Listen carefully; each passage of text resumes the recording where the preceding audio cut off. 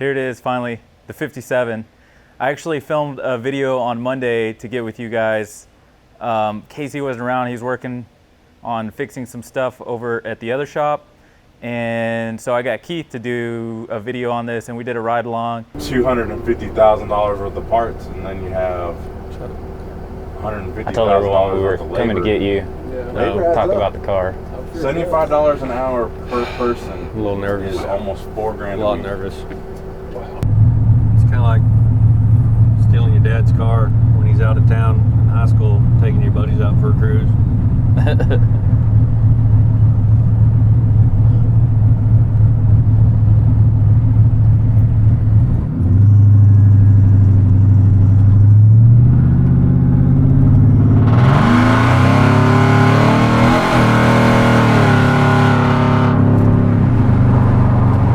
That was a good ride. I enjoyed it. Yeah, it was a good time. Now, Casey would say, get your ass back to work. And lo and behold, Casey showed up at the end of the day, really excited to want to do a video for you guys. And it's only, you know, right. It's his channel, it's his shop. It's only right that he does the ride along video for y'all. So without further ado, let's take a ride.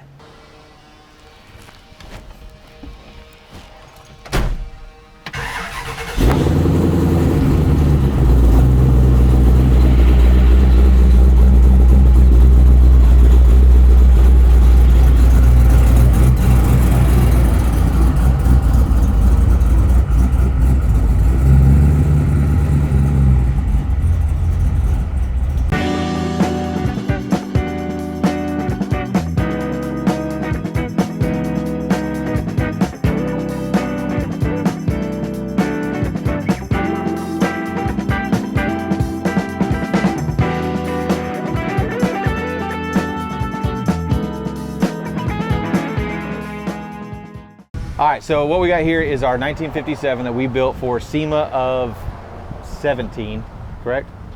That's right. Yep. Yeah. I keep thinking SEMA last year because we didn't bring anything 18, but all right, so SEMA 17. The only thing that's really original on this car whatsoever is the outside appearance.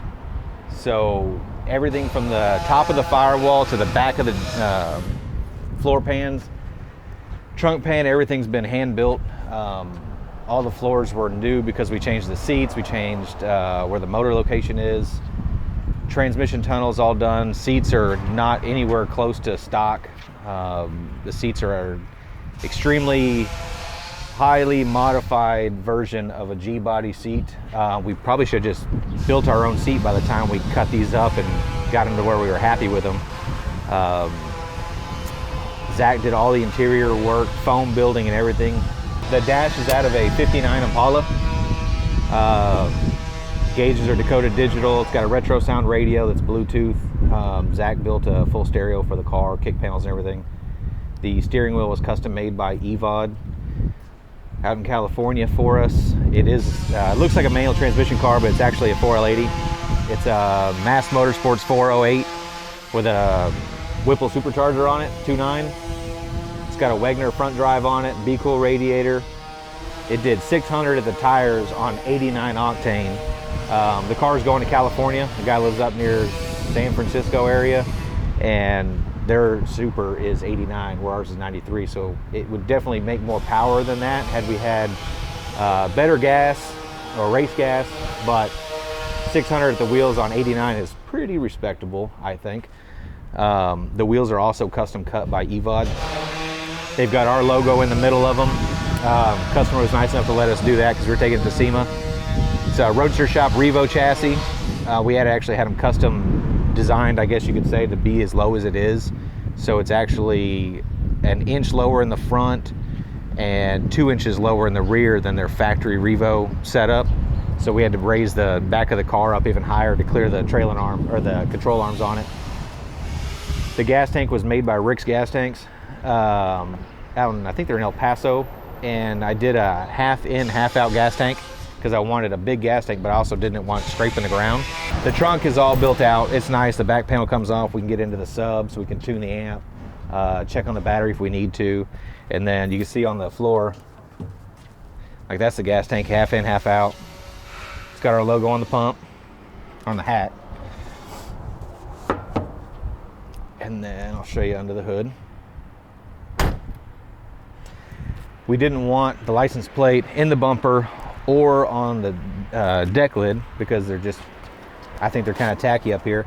So I came up with this idea in my head, and Keith executed it greatly, but it slides in with pins in the bottom. So if you're at a car show or taking it somewhere where you don't want anybody to have your license plate info, you don't have to take the plate off. You can just pull the pins and the plate comes out of it. And that way it just looks nice and clean in the back.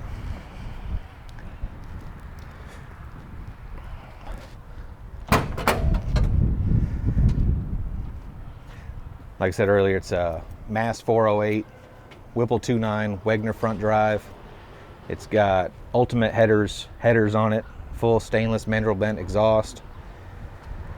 It's got the customer, we had one set of mufflers on it. He decided he wanted to try a different one, so now the car is actually leaving with Borla exhaust on it, and when it went to SEMA, it had MagnaFlow on it. There's a Be Cool setup for this car. We just powder coated the tanks and everything, made sure they were all black because it matches. The heat exchanger in the front is from a ZL1 Camaro that we made brackets to fit on that and run. Everything's kind of clean. All the stainless on the car, because the customer didn't want to have to deal with polishing any of that, was actually straightened and chromed. So there won't be any polishing on the car. It's got H4 headlights in it. Green glass. I mean, it's rowdy. I mean, I love the car. I'm excited to see it go, but sad to see it go. You know, we've got so much time and effort into it, but we definitely got other cars we want to build. So I'm tired of buffing this car. And the longer it sits here, the more I have to buff it. Make sure nobody scratches it and wipe it down. Every time I wipe it down, it scratches it. So I've got to do some polishing on it, and then I'm going to use a bunch of Adams products, and I'm going to actually ceramic paste wax the whole car and get it to where it hopefully stay as nice as possible, and then the owner can be as anal as he wants with it. And he can polish it every other weekend. It's a beautiful car, and I love that it's dirty right now, and it still looks like a $1 million car. Yeah. We've had great success with the car, to be honest with you. We had some issues tuning in the very beginning, and we got all those sorted out. I mean, it's always been, you know, like any other SEMA crunch, you know, you kind of get it together, get it to the show, and make it nice. Big thing with me is I do not want to push a car into the SEMA show. So it was more important for me to make sure the car ran and drove into the show and out than it was to finish some of the details. Customer was nice enough to let us haul it around last year for our show season. We showed it off a lot. Great response, great reviews on it. Couldn't be happier with it, and brought it back. In the last couple of months have been getting it, all the details worked out in it, and making sure it's tuned perfect and aligned, and you know, all the knick-knack stuff. I want this car to go back to the customer and he just gets in and hits the key. So I think he's gonna be pretty satisfied with it. It's leaving in a couple days. Bittersweet. I gotta address one more thing, because everybody's gonna ask. You see what's in the background. It actually runs. It runs quite well. It's doing good. It's doing better than it was. And the whole truck was down for almost exactly a year due to a fuel issue that I was unaware was a fuel issue. So I was building pressure but had no volume. But yeah, we're doing a video on that soon. Weather permitted this week. It's supposed to rain tomorrow. Right, that's why I said supposed to be nice. Weather permitted. Let's try and get it out this week. That'd be nice. Then we can do my white one too. We should do them together. Like one after another. We need some rollers of like both of them side by side. Might have to get your stunt double Phil to fill in. We could probably do that. That's why we call him Phil. He fills in stuff. You know what's sad? Like, I love this car. But I love my truck. I think a lot of the viewers will agree with you. Rich is gonna get super upset that I tell him. And you know what? Rich asks me all the time, the guy that owns his car, he's like, man, when are you gonna sell that damn truck? When are you gonna just sell it? I'm not selling it. I got 2 of them. And I can't really even sell the white one now because my boy thinks he's getting it for his 16th birthday. I don't know that I can give that to Luke though. That would be rough. Especially holding on to it for, I don't keep much. Yeah. That guy was getting on it. Long bed Chevy. Hey, we need to do the same. What, go drive it? Yeah, let's get after it. All right, let's go.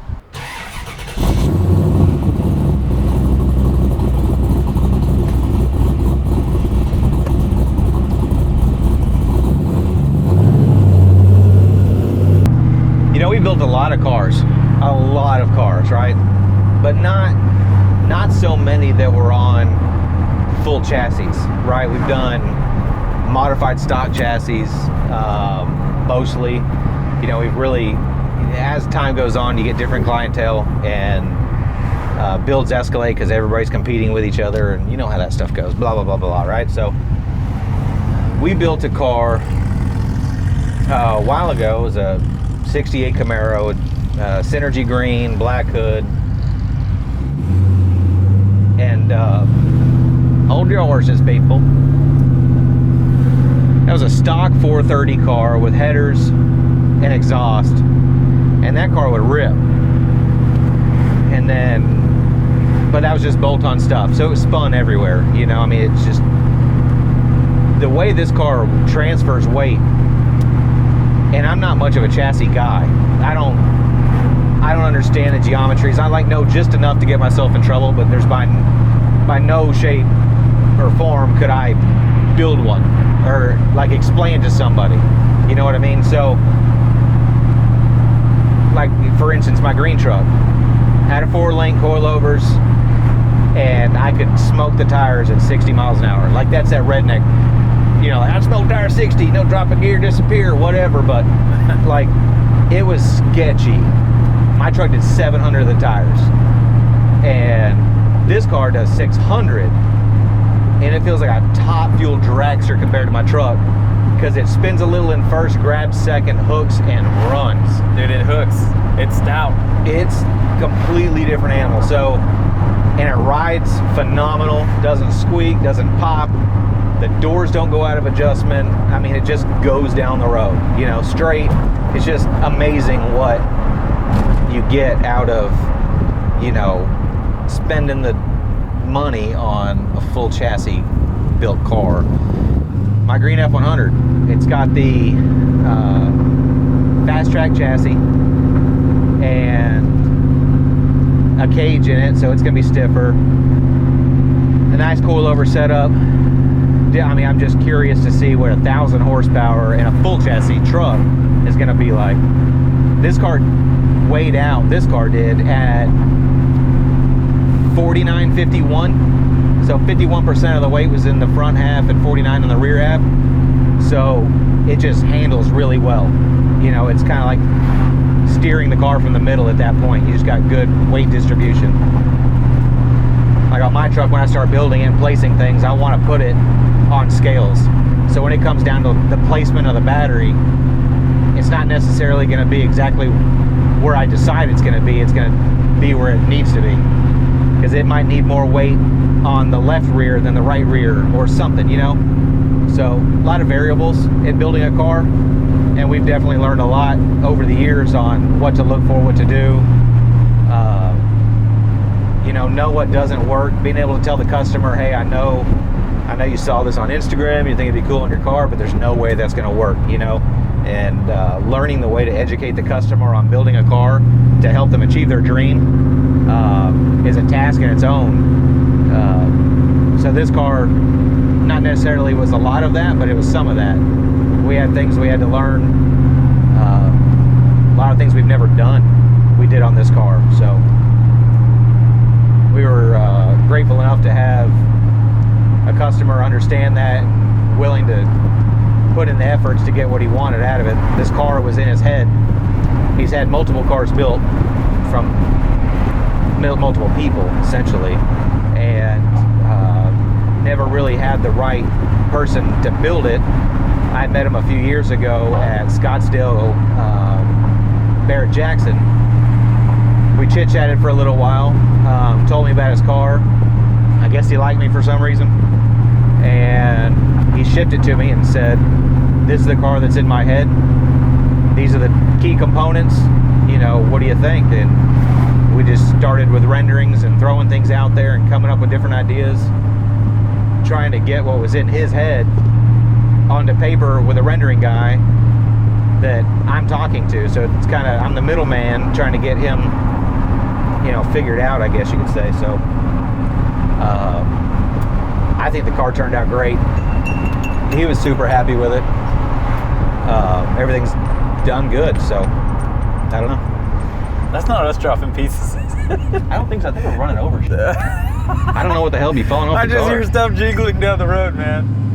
I like this gauge cluster. Is that Dakota Digital? Dakota Digital. It's their, oh heck, what's it called? HDX gauge cluster. So it's got like the smart display and everything. Yep, and I really don't know how to go through all the features, or I'd show you. I'd really probably like reset everything and it would never work, but it's pretty trick.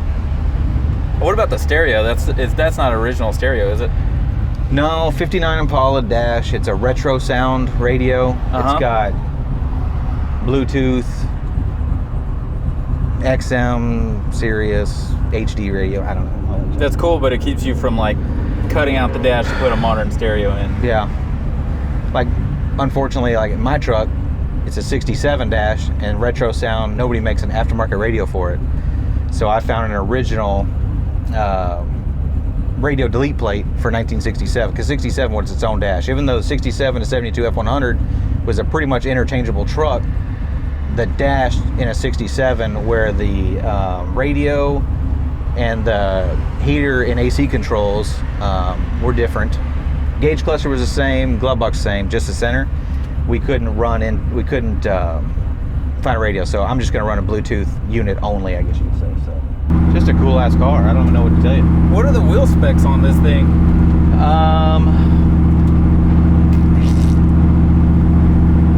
Like 20 by 11 in the back with a 295. And Is it 295 on the back? I thought it was a 3 series. no, 2. Close. 295 in the back, and the front is a 255. Why am I brain farting on a 19 or 18? 19 or 20. Anyways, it's something.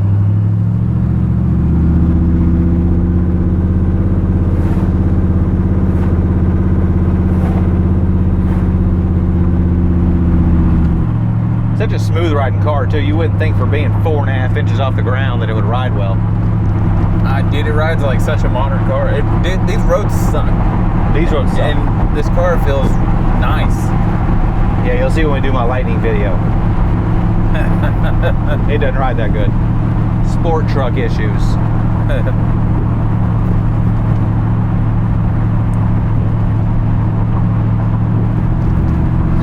It's awesome to drive, man. I really hope that he enjoys it as much as we do. Be very curious to see what his thoughts are, his first impressions are. Because he's only heard it start twice.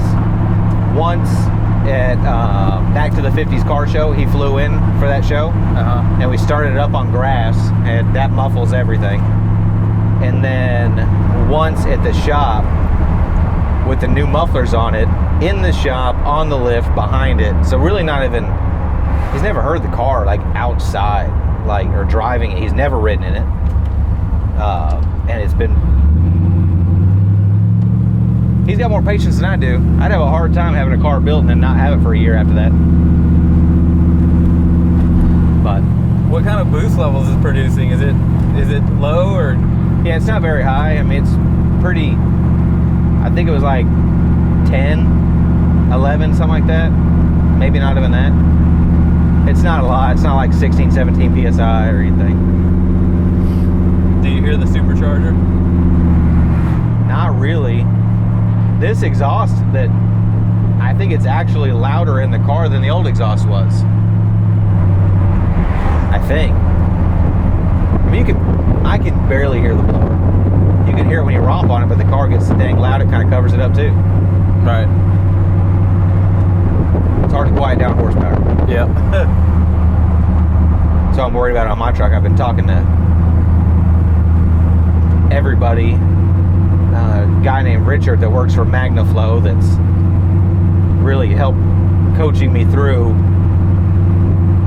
building the exhaust on my green truck, because I don't want to hear it. Like I tease that I want it Prius quiet, but I mean, if I could have my way, you wouldn't hear the car at all. You'd hear the blower. I just want to hear the blower. That's way cooler sound than any exhaust could ever put out. agree with that. That'll be another update we're trying to get to this week is Frankenstein now that it's returned. Yeah, and I've got exhaust planning and trying to figure out. I can't TIG weld, so I ordered all the stuff today to put to weld stainless with my MIG welder, because I can MIG weld really nice. I've just never been TIG welding, and I don't want to have to wait on anybody or get them to come in on a weekend to weld the exhaust up in my truck, so I'm just going to set my welder up to do it myself.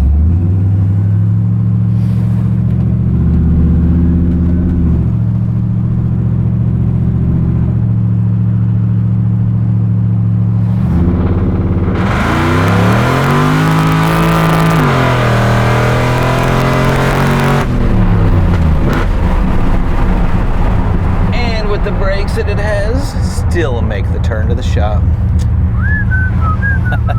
And this thing has power brakes too, doesn't it? Manual brakes. Yeah, well, yeah, that's what I meant to say. Manual brakes. 14-inch brakes all the way around. That feels nice. It just pulls. Like, it didn't even spin right there for but a second. No, it just... And then it's just like, okay, let's go. You want to get a little video of me tearing up his brand new tires? Oh, yeah. Let me get out for that. Everyone wants to see it from the outside. Of course. And I just put the tires on them. You know, I want to make sure that the compound's good, you know. GoPro's still filming you if you want to talk to it. Rich, I love you to death, and I really appreciate you letting me build your car. He was super happy with it. You know I was going to tear up a set of tires for you.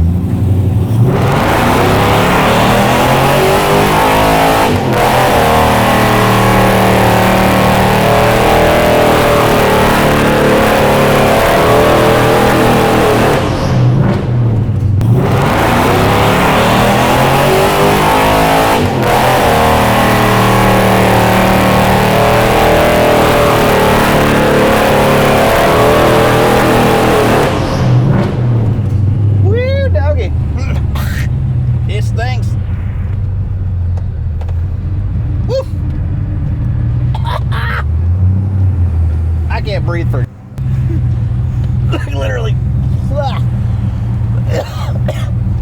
That's too much in the car. That's too much in the car.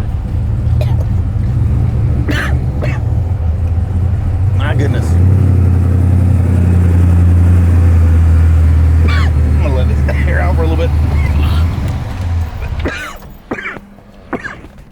That's too much in the car. Yeah, need to let it air out a little bit. God. Let's try to turn around and not die. Alrighty. Well, see you later. Good night. Inhaled too much. Yeah, you just coughed the fuzzy end of the mic off.